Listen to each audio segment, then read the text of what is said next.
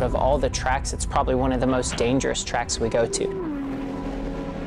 There's a danger and a respect level that the drivers have for the racetrack, but it still has an eerie, dark nature to it.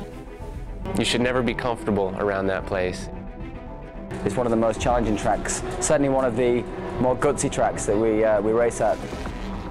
It was built in a time where men were men, and I don't need to finish that sentence.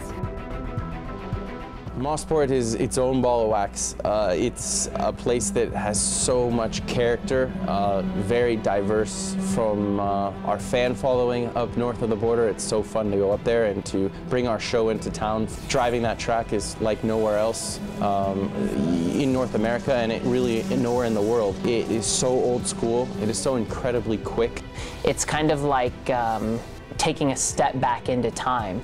You have this track that hasn't changed so much over its years. The evolution of it has been very little. So you still have that little bit of fear factor and the nerves that go into Mosport every time you drive there. It's home for me. It's special when we get back there. You know, you spend your whole season outside of Canada, and then when you get back home, it's special. There's something about it. The track itself is a blast. It's there's nothing like it in the world, and I think I'm not the only driver that'll tell you that. And you got to be on your game every lap of the race.